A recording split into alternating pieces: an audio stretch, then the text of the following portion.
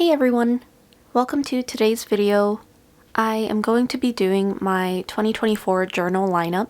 I wanted to go ahead and just share this with you for anyone who is looking for ideas on how to use their journals or fill up their journals. So let's go ahead and get started. So the first journal that I will be sharing, I'm sure some of you guys may recognize from a few of my other videos already, but this is my 2024 bullet journal. Whenever I am referencing my bullet journal or bujo, then this is the one that I am referring to. It is the B5 Etchr and Olive dotted journal. Oh, hi, Homer. So this journal is essentially a planner for me. This is the one that I use to write down all of my tasks, events, appointments, things to help me stay organized, and it's also used for my productivity. This is where I keep all of my trackers. So just to do a little flip through of this, just to kind of give you an idea of it if you haven't seen any of my other videos. It just has more of like the calendars, events and birthdays. It's also used for memory keeping. For instance, like this one, I'll print pictures out and put this in at the end of the month. But yeah, I pretty much do some painting in this. I decorate it quite a bit. I do memory keeping with the daily doodles, and then essentially everything else is basically just a planner. I basically follow the same layout for every month, just with a cover page, the monthly spread for me to write out any events or appointments ahead of time, and then with the memory keeping of daily doodles, as well as just the weekly layouts that are pretty much all the same all the time. So this one's the one that I crack open every single day, fill out what I need to do, and fill out what I've done. So this one is definitely my most used journal. My bullet journals, then I have them span for the entire year, so I only need one of these B5 dotted journals to last me the entire year. The next journal in my lineup is another B5 dotted journal from Etchr and Olive. This is what I like to call my dump journal. I know it's not the most attractive name, but it's basically where I go to dump everything else that's on my mind that wouldn't belong in my bullet journal. Like I said, my bullet journal is mainly for productivity and organization, more of a schedule for me. So this journal is just where everything else goes. I like to take notes in this one. I like to brainstorm ideas regarding my bullet journal. It's very easy to think of new layouts and see how it's going to function in my bullet journal since it's the same size. So that's where I like to do a lot of brainstorming. It's mainly, however, a diary for me. This one is very personal. It has a lot of very private information, a lot of things that I think about and just want to get it down on paper. So essentially, this one acts more of a diary and sometimes just kind of like scratch paper in a way. But because this one has some more private information, I just went ahead and chose out a few pages to show you an example that doesn't contain very important information, if you will. But yeah, for this journal, I do decorate it a lot more, I would, in my opinion, than my bullet journal.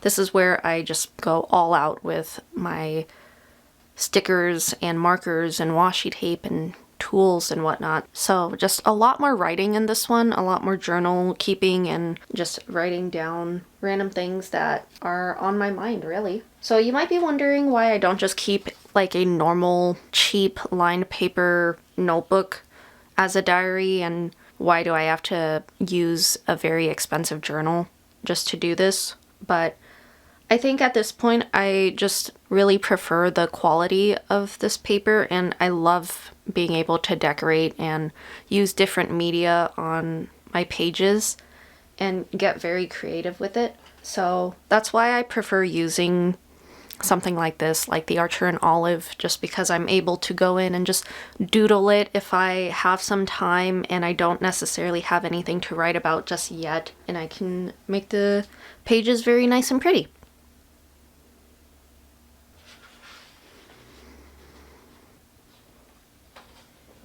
This is where I was kind of taking some notes down for today's video, but as you can see, sometimes I do just set up spreads ahead of time before I have anything to actually journal about. If I just feel like I'm in a decorating mood or like a doodling mood, then I'll go ahead and just kind of set up pages ahead of time. But I will definitely go back in and fill this in with journal entries, like how I showed you in like the previous pages and stuff. So none of this ever goes to waste by any means. So I use this in conjunction with my bullet journal. I would say that these two are definitely my most used journals throughout the year. The dump journals, I don't have like a specific timeline as far as like when I start this and when I end it. I basically always just have one ready to go whenever I'm done with the previous one. So for this one, then I'm kind of nearing the end. So whenever I finish this one, then I'll just go ahead and crack open a new one. The next one that I'm planning on using is actually a B5 notebook therapy journal that I've never used before, so I'm interested to see how that compares to the Etchr and Olive ones. But yeah, I really like how this setup has worked for me. I like being able to have two separate journals, one to be more towards like the organization and productivity side of things, and then this one is just more of like a free-for-all, if that makes sense. So yeah, I definitely enjoy using this one a lot just because I don't have the restriction of having to have that expectation of planning it and also feeling the pressure to complete it within a specific amount of time. This one I pretty much just use for the span of however long. However, I do find that because I journal a lot, I go through one of these every, I would say, 2 to 5 months. So I always just have one that's working in conjunction with my bullet journal. So I'm just working through them simultaneously, if that makes sense. So hopefully that wasn't too weird and confusing. But yeah, this one is definitely just a free-for-all journal. I also forgot to mention, some of you guys might recognize this journal from a few of my other videos as well, but it's also what I use when I'm doing swatches of new pens or comparing pens and whatnot. So that's just another thing that I like to do in this journal. It's just provide that space for me to be able to swatch pens out for videos and whatnot. Alright, so the next one in my lineup, this is my third journal. This is actually an A5 Etchr and Olive journal. It is the 192 page one, I believe. The other two, the B5s that I mentioned previously, those are 160 pages, but this one is slightly thicker with 192. And I've actually been using this one for a couple of years now.